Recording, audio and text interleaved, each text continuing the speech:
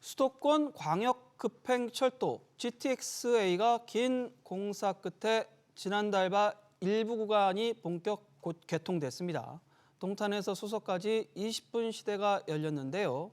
큰 관심을 받았지만 초기 이용객 수는 정부 예상치를 크게 밑돌고 있어 민간 사업자들이 발을 동동 구를 것으로 보이는데요. 경제부 문세영 기자와 자세한 얘기 나눠보겠습니다. 문 기자, GTX-A 이용객이 얼마나 부진한 겁니까? 네, 이제 국토교통부에 따르면 지난달 30일 개통한 이 수서 동탄 구간의 이용객은 하루 평균 16,069명 수준인데요. 특히 평일 평균 이용객은 10,000명을 한참 밑도는 8,000여 명으로 집계됩니다. 정부가 예상한 21,500여 명의 반토막에도 못 미치는 46% 수준입니다. 보면은 수서에서 동탄까지 20분이면은 정말 빠른 건데, 그렇죠. 물론 네. 개통 초기이긴 하지만 왜 이렇게 이용객이 적은 건가요? 이걸 이제 국토부에 물어봤더니 국토부는 이제 승객들이 새로운 교통수단으로 이용 패턴을 바꾸는 일명 램프업 기간이 충분히 지나지 않았기 때문이라고 보고 있습니다. 적응 기간이 최소 1년에서 2년은 돼야 안착할 수 있을 것이란 전망입니다. 또 주요 역들이 아직 개통을 하지 않은 것도 이용이 저조한 이유로 꼽혔는데요. 현재 구간별 공사 지연 등에 따라 쪼개서 개통 중인데 서울역부터 수서역 구간은 오는 2026년 말, 삼성역을 포함한 전 구간 개통은 2028년에나 가능할 전망입니다. 그래도 국토부는 6월 말에 구성역이 개통하면 현재보다 승객이 더 늘 것이라고 설명하고 있습니다. 뭔가 좀 조급하게 개통한 느낌도 없지 않아 있는데, 네. 현장에선 또 다른 문제도 지적되는 게 있다고요? 네, 이 동탄역 GTX 역사의 위치가 접근성이 좀 많이 떨어져서 불편하다는 이 목소리도 나옵니다. 동탄역은 인근 주거단지와 단절돼서 주민 불편이 큰 것으로 전해집니다. 그래서 동탄은 이 트램을 건설하고 이걸 추진 중인데 이마저도 2027년에나 나올 전망입니다. GTX를 이용하기 위해서 트램을 또 만들어야 되는 그런 상황인데, 네. 여하튼 GTX 당분간 좀 타는 사람들이 덜 좀 적다라는 건 분명한 거죠.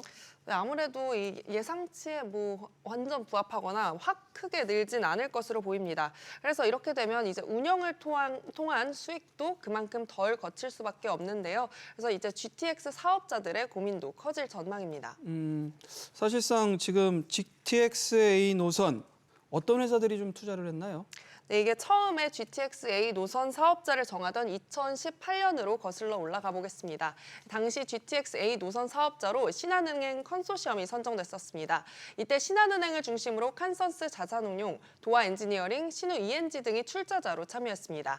대림산업, 대우건설, SK건설, 한진중공업 등이 시공을 맡았고요.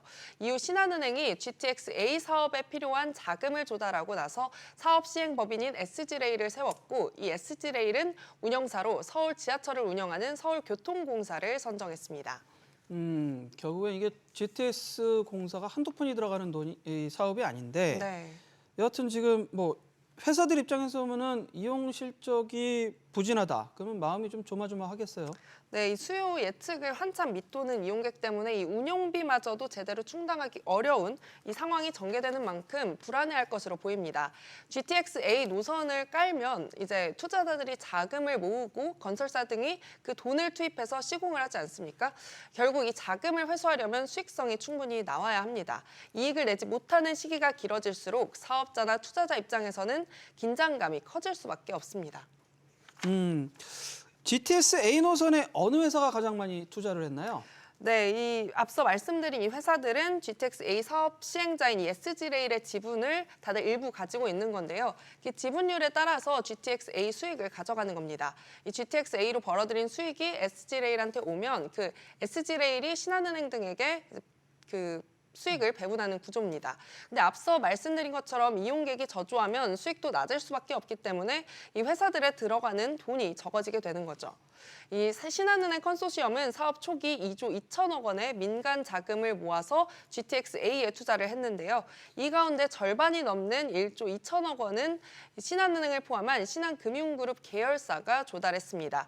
자금을 조달하면서 약정했던 수익률이 보장되지 못할 경우 이 신한금융과 재무적 투자 투자자 사이의 갈등이 빚어질 가능성도 배제할 수 없습니다.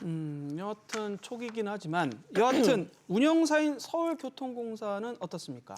네, 만약 지금처럼 이 수요가 예상치를 절반도 안 되는 수준에 머무른 상태가 계속된다면 이 고정비인 운영비만 간신히 건질 것으로 보입니다.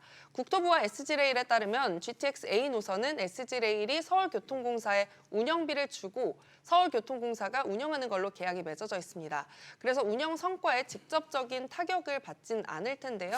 이 GTX 민간 사업자가 적자에 빠진다면 추가 수익이나 인센티브가 석유공의 손에 쥐어질 수는 없을 것으로 보입니다. 문 기자, 그래도 이 사업이 정부가 개입한 사업이잖아요. 네. 나름대로 적자가 발생을 하면은 좀 정부 차원에서 좀 보존해주는 뭐 그런 건 없나요? 네, 이 GTX-A 노선은 삼성역 개통이 이뤄지는 오는 2028년에나 완전 개통이 가능한데요. 이 그전까지 분리 개통에 따른 손실은 연간 600억 원씩 정부가 민간 사업자들에게 보전해주기로 했습니다. 그런데 말씀하신 이 이용객 부진에 따른 손실은 전적으로 사업자들이 메워야 한다고 정부는 설명하고 있습니다. 정부 협약을 했기 때문에 오롯이 그 손실에 대해서는 SPC에서 이제 어쨌든 책임을 지는 거잖아요. 이런 사태가 계속 이어져가지고 도저히 민간 사업자가 사업을 유지할 수 없어요. 그런 파산밖에 없는 건데. 네, GTX-A 노선 부분 개통을 시작으로 F 노선 신설까지 곳곳에서 추진되고 있는데요. GTX가 어떻게 사업성을 확보할 수 있을지 민간 사업자들의 관심이 모아지고 있습니다.